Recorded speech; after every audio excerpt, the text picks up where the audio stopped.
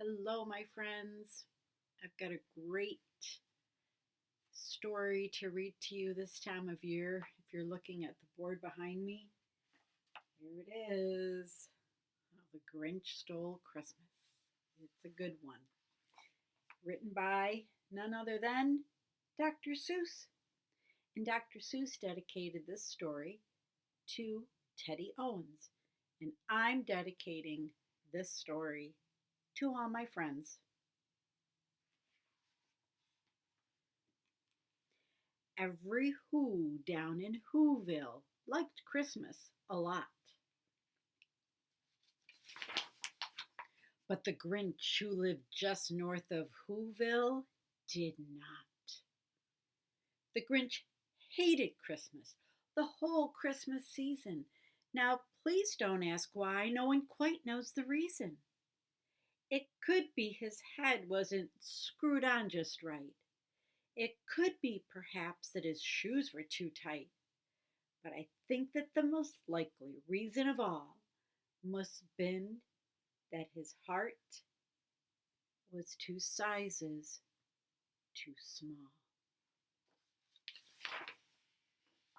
But whatever the reason, his heart or his shoes, he stood there on Christmas Eve, hating the Who's, staring down from his cave with a sour, grinchy frown at the warm lighted windows below in their town, for he knew every Who down in Whoville beneath was busy now, hanging a mistletoe wreath. And they're hanging their stockings, he snarled with a sneer. Tomorrow is Christmas, it's practically here. Then he growled with his Grinch fingers, nervously drumming. I must find some way to stop Christmas from coming, for tomorrow he knew all the Who girls and boys would wake bright and early. They'd rush for their toys. And then, oh, the noise, noise, noise, noise. That's one thing he hated. The noise, noise, noise, noise.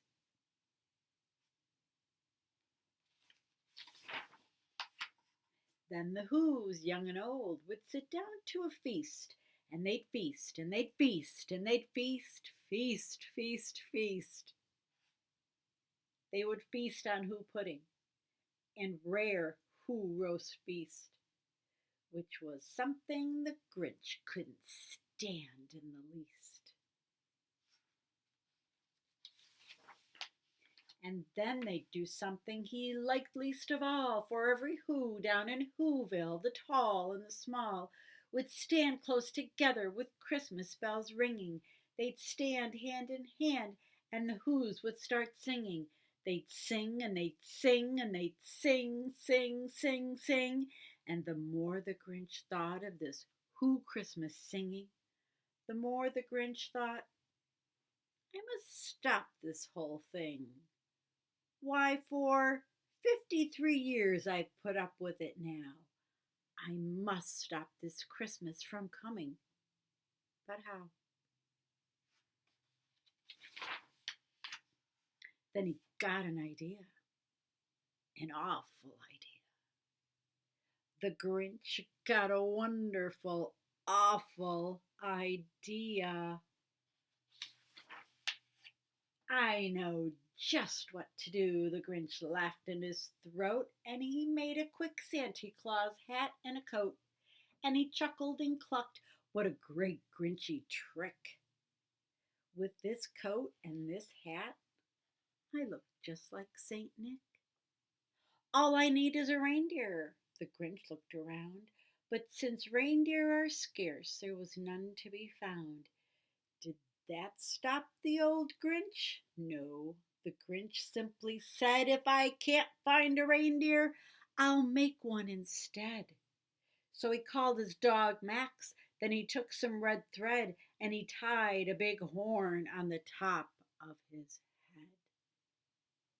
Poor Max.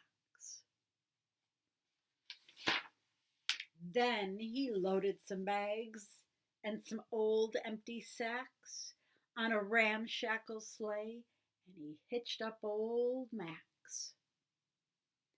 Then the Grinch said, "Giddy up!" and the sleigh started down toward the homes where the Who's lay a snooze in their town. All their windows were dark, quiet snow filled the air.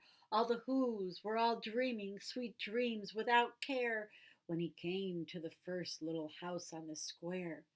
"This is stop number one," the old Grinchy Claus hissed, and he climbed to the roof, empty bags in his fist. Then he slid down the chimney, a rather tight pinch. But if Santa could do it, then so could the Grinch. He got stuck only once for a moment or two, then he stuck his head out of the fireplace flue, where the little Who stockings all hung in a row. "These stockings," he grinned, "are the first thing to go." Then he slithered and slunk with a smile most unpleasant. Around the whole room he took every present: popguns and bicycles, roller skates, drums, checkerboards, tricycles, popcorn, plums, and he stuffed them in bags. Then the Grinch very nimbly stuffed all of the bags, one by one, up the chimbley. Yep, that's what it says, chimbley. Then he slunk to the icebox. He took the Who's feast. He took the Who pudding. He took the roast beast. He cleaned out that icebox as quick as a flash. Why, that Grinch even took their last can of Who hash. Then he stuffed all the food up the chimney with glee. And now, Grinch the Grinch, I will stuff up the tree.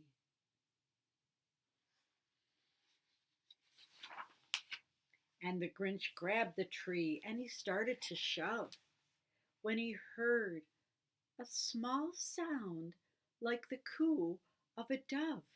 He turned around fast and he saw a small Who, little Cindy Lou who was not more than 2.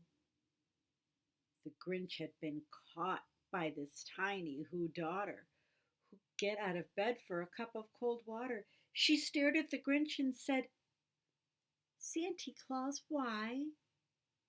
Why are you taking our Christmas tree? Why?"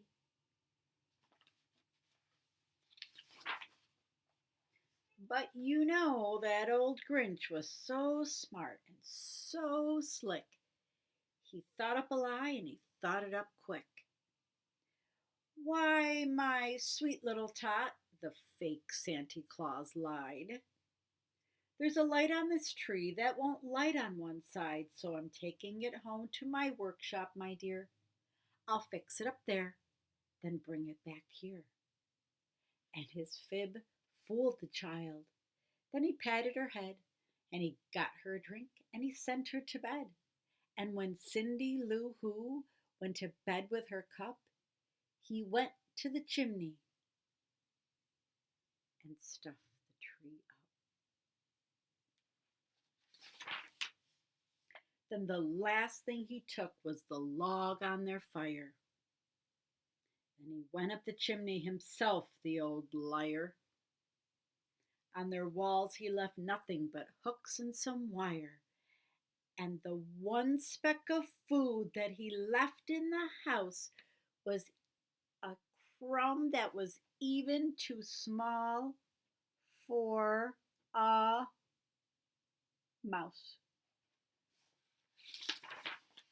Then he did the same thing to the other Who's houses, leaving crumbs much too small for the other Who's mouses.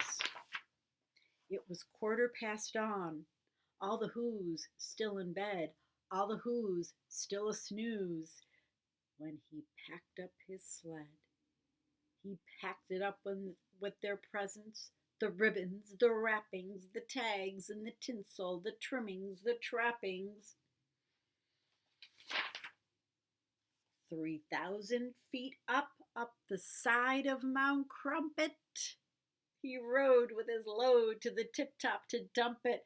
Pooh-pooh to the whoos, he was grinchiously humming. They're finding out now that no Christmas is coming. They're just waking up, I know just what they'll do. Their mouths will hang open a minute or two. Then the whoos down in Whoville will all cry boo-hoo. That's a noise, grinned the Grinch, that I simply must hear. So he paused, and the Grinch put a hand to his ear. And he did hear a sound rising over the snow. It started in low, then it started to grow. But the sound wasn't sad. Why, this sound was merry. It couldn't be so, but it was merry. Very. He stared down at Whoville. The Grinch popped his eyes, then he shook. What he saw was a shocking surprise. Every who down in Whoville, the tall and the small, was singing without any presents at all. He hadn't stopped Christmas from coming. It came. Somehow or other, it came just the same. And the Grinch, with his Grinch feet ice cold in the snow, stood puzzling and puzzling. How could this be so? It came without ribbons, it came without tags, it came without packages, boxes, or bags, and he puzzled 3 hours till his puzzler was sore. Then the Grinch thought of something he hadn't before. Maybe Christmas, he thought, doesn't come from a store. Maybe Christmas, perhaps, means a little bit more.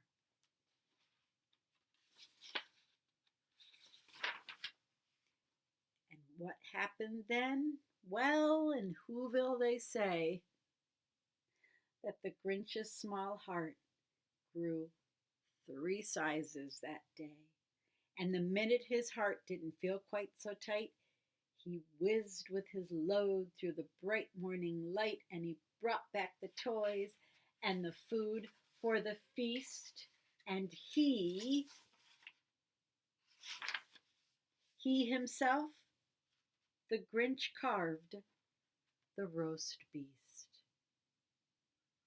I hope you enjoyed that story.